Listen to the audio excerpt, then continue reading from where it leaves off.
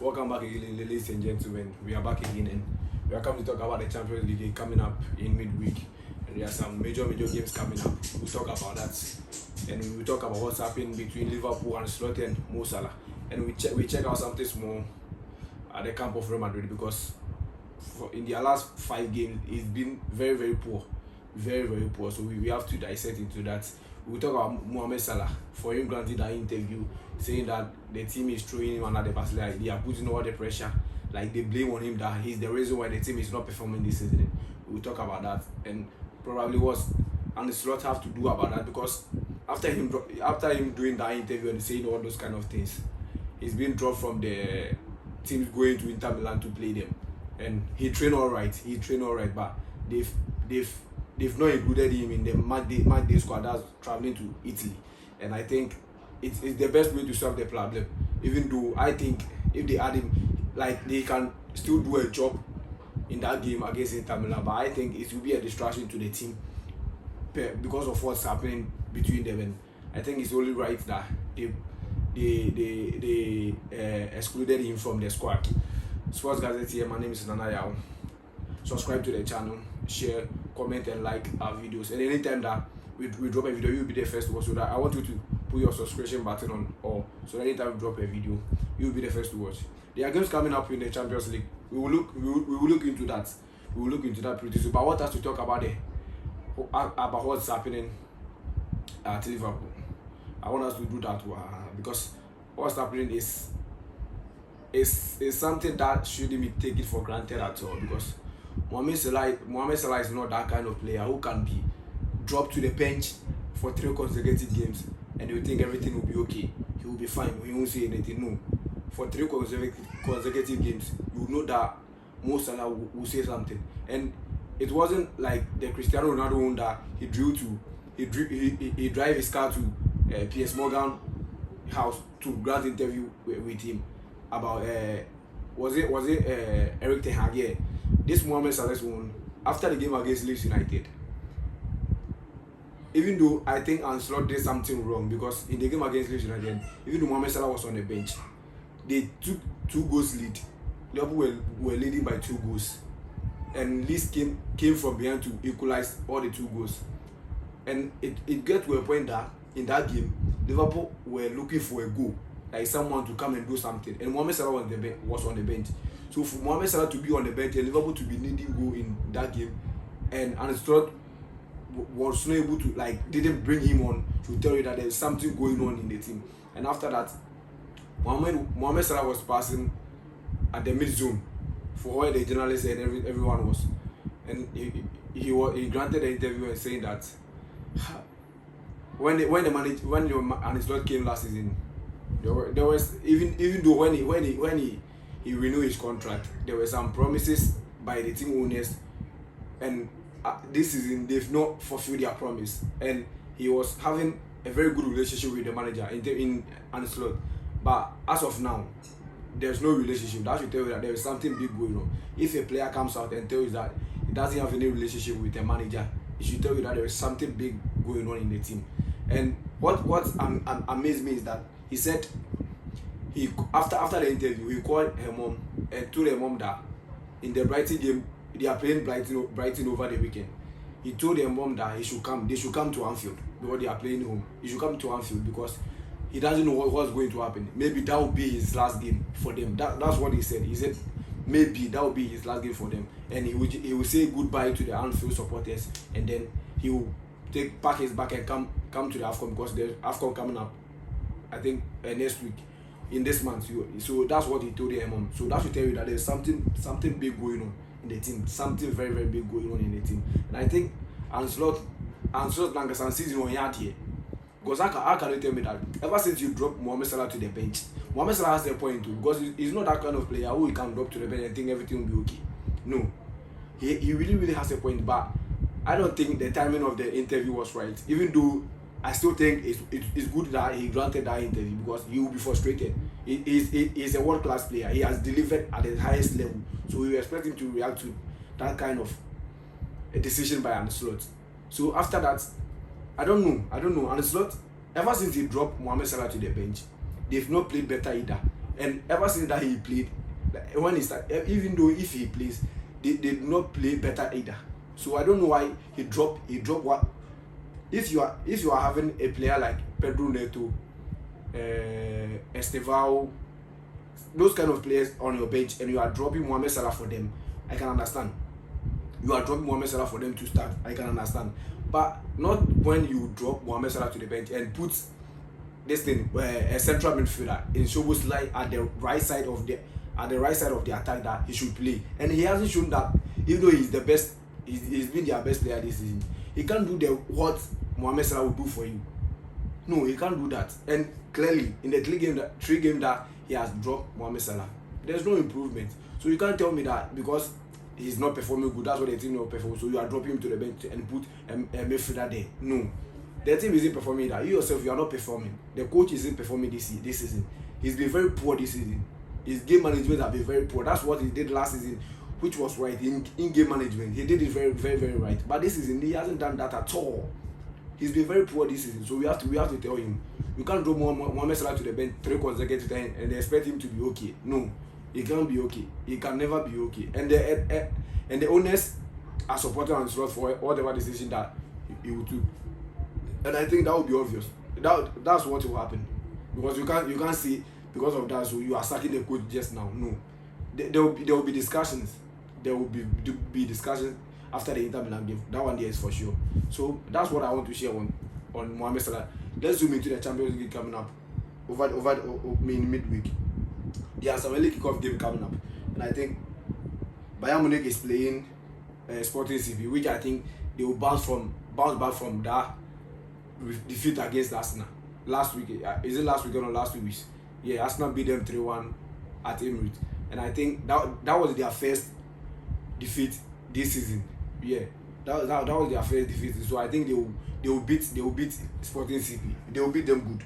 I expect Bayern Munich to win that game. And the Inter Milan game against Liverpool, this game will be very, very tough for Liverpool, to be honest with you, because this Inter Milan team is not the team that we've known for the last 2 seasons, going to Champions League final back. I think is it 3 years? They went to Champions League final in 3 years, and after that, their manager has led them to Saudi Arabia, and I think it's very, even though I wasn't happy about that decision, but it's there. The coach feels like he has done everything that he wants to do. It's just like Inter Milan can't win the Champions League, because how can you go to 3 Champions League finals in 3 years, 2 Champions League finals in 2 years, 3 years, and then you lose all to your opponent? It's very bad. It's very bad. So I think he left them to Saudi Arabia, and they've brought in their former player Christian Chivu, who has done a very solid job. Even though he's using the same formation that they used to play last in the 3-5-4-2, the 3-5-2, or the 3-5-2, and they've been solid. It's the same formation that they've been using last season, but this season there's been some tweak in the team. You can see Marcus Thuram doesn't start a lot of games this season. Is their young chap, either in Bonny or Esposito, who has been very good. They bring different kind of, they help their team to play different from what they used to play with Marcus Thuram. So I think in this game, they've met 4 times in 2008 and then 2022. In the 4th time that they've met, Liverpool have won 3 and Inter Milan to have won 1. But going into this game, I think Inter Milan are in a much better place to win this game than Liverpool, because there's a lot of discussion going on in the team, in the Liverpool team, a lot of distraction, and I think it will go on to affect them. And this game can change the fortune of, I think, Arne Slot. If this game doesn't go on well with him, I think they will sack him, or they will give him some opportunity that he should get the team on track, or else he will get a sack. So I think this game will fish out some things in the Liverpool team, but I think Inter Milan will win this game. Liverpool's best will be a draw. I don't see how Liverpool beat this Inter Milan team, because Inter Milan is a team who Liverpool concede a lot from set piece, and Inter Milan is a team who always score. Like, they are very good when it comes to set piece. They always score from set piece, always. Whether it's corner kick, free kick, they are always good at it. So, and this Liverpool team doesn't have the antidote to stop that. So I think you can even bet that Inter Milan will score a set piece goal. So I don't see how Liverpool win this game. Inter Milan will win this game. The next game is Chelsea against, I think, Atalanta, and I think Chelsea have to bounce back. This should be a game that Chelsea should win. They have to bounce back. After the game against Barcelona and Arsenal, they played Leeds United, which they lost, and it kind of like highlights what this Chelsea team is made of. To be honest, I don't think this Chelsea team is ready yet to compete for the Premier League or the Champions League. No, when it comes to the big games, when it comes to big games, and you don't need to motivate your players. If you are a big team, you don't need to motivate your players to go and play. They know that this is a big game, so when you win it, it can change the narratives about you. So Chelsea beating Barcelona wasn't a surprise to me, even though it was a shock. It was shocking, but it wasn't a surprise to me. They drew against Arsenal, which we in the game where they played very, very well. I think they played very, very well. But you losing against Leeds United and drew against Bournemouth, it kind of changed the narratives about you that no. What we are saying is what you are also doing. They are not ready to compete for the Premier League or the Champions League. They are not because when you check their squad, even though they have a lot of players, I think much of them are not the quality that you need to, because you can't tell me that Joao Pedro is good than Jackson, so you have to set Jackson on loan and then bring in Joao Pedro, who have shown that he's a player who can't guarantee you like 15 goals every season, or 15 goals price, even like much better, like 12 goals every season. He's a player like 7, 8. That's what his best season has been. 10 goals and I think 5 assists in the EPL last season. So you can't tell me that, even though I think this player Jackson has been missing a lot of chances, he's shown that he's very good when it comes to scoring. He's very good, because in his worst season he scored 15 goals for Chelsea. That should tell you the kind of player he is. Even though I'm not a fan of him missing chances and those. I'm not a fan of him, but I think he can do a decent job more than what they have in the attack now. And going into the game against Atalanta, I think Atalanta themselves isn't in a good position. So I think Chelsea should win this game. Both teams to score. But I think Chelsea can win this game. I think their worst result will be a draw. Yeah, their worst result will be a draw. The next another game is Barcelona against Frankfurt. Barcelona have to win. This is a must-win game for them. A must-win game for them, because after losing to Chelsea, if they doesn't win this game, there's no way they are guaranteed of the first top 8 qualification. To be honest with you, when you win this game, you can position yourself in a place where you can think, oh, if I win this one and I win my next game, I can guarantee myself in the first top 8 to qualify straight to the round of 16. You see, so they need to win the game, and I think Barcelona will win it. But both teams compete, because Barcelona have shown that their defense isn't good this season. So I think they will win this game, and both teams to score in this game will be okay. And in the Chelsea game, I think both teams to score too. In the Liverpool game, both teams to score. But Inter Milan win, Chelsea win, Barcelona win. Atletico Madrid are playing PSV, and I think Atletico Madrid have to bounce back in their defeat after their defeat against Atletico Bilbao last week in the league that they play. Atletico Bilbao scored them 1-0, and I think that was a shocking result for me, because the kind of result that they've got coming into this game, Atletico were much better in a good position to win that game. But I don't really know what went wrong for them. But playing against PSV and winning, is it Peter Bosz PSV? They are kind of team that they don't care whether you defend, you play on a high, you do whatever. There's one tactic that they know.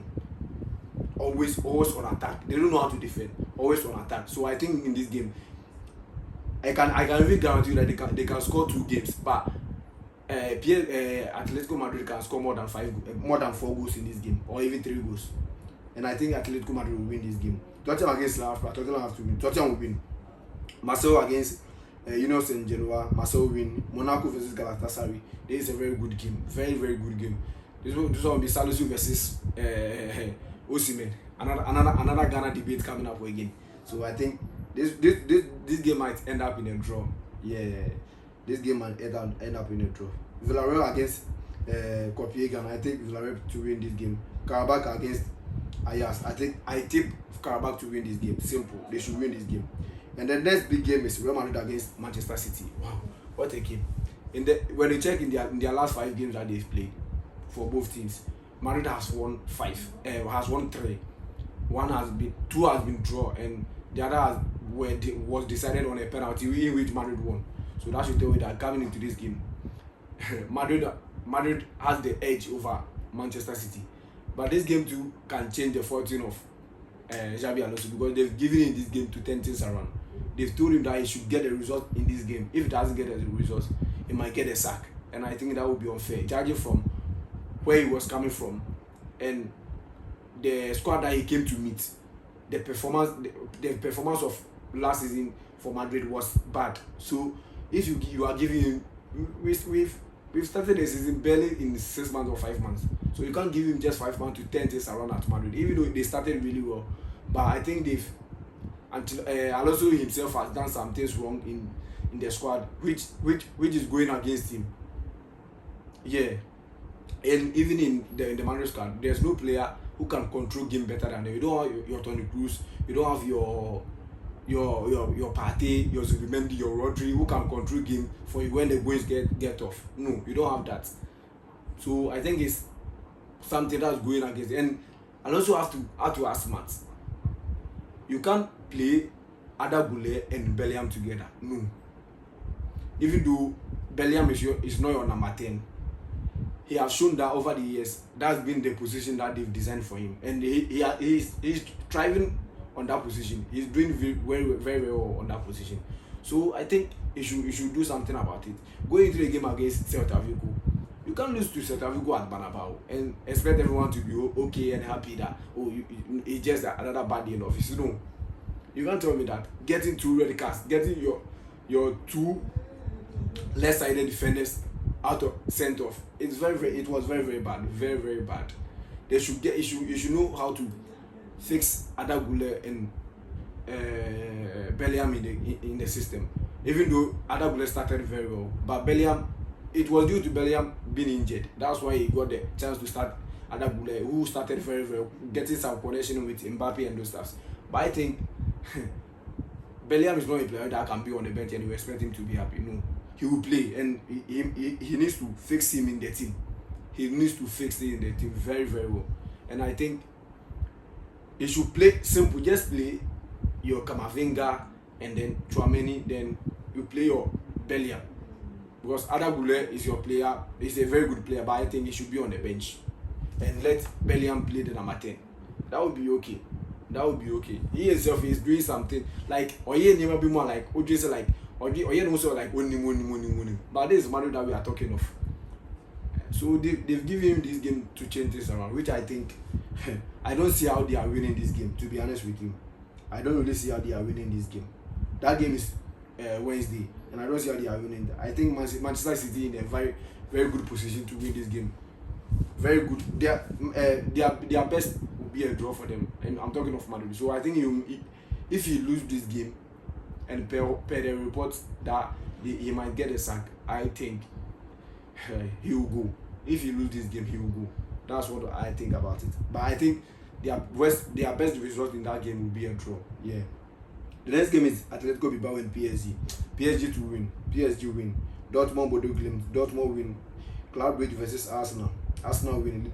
Bayer Leverkusen versus Newcastle. Hey, match of equals. So this one another match of equals. This is another. Napoli versus Benfica. Napoli win. I'll go for Napoli win or draw. Juventus win or draw. No, Juventus straight win. Juventus are playing against Pafos, and I think Juventus will win that game. There's nothing to talk about that game. But the Newcastle game against Bayer Leverkusen, I think the result that Leverkusen got against Manchester City was very awesome. It was something that would boost their morale forever, because beating Manchester City 2-0 at the Etihad, even though Manchester City was not on form and they've been inconsistent with their results, I think still for you to beat them in their own backyard 2-0, keeping clean sheet, I think it gives you some morale boost. It's a very morale booster result. So I think They won't lose this game. I can guarantee you that they won't lose this game. So yeah. So Juventus win, Napoli win or draw, Liverpool win or draw, Arsenal straight win, Dortmund win, PSG win, Manchester City win or draw, Karabakh win, Villarreal win, Galatasaray Monaco over 1.5, Marseille win, Tottenham win, PSV win against Atletico Madrid win against PSV, Barcelona win or draw against Eintracht Frankfurt, Chelsea win or draw against Atalanta, Inter Milan win, Bayern Munich win, and then Olympiacos win against Karat Almaty. So this is my preview of the Champions League Sports Gazette. My name is Nonaya. Subscribe to our channel, follow us on all social media platforms because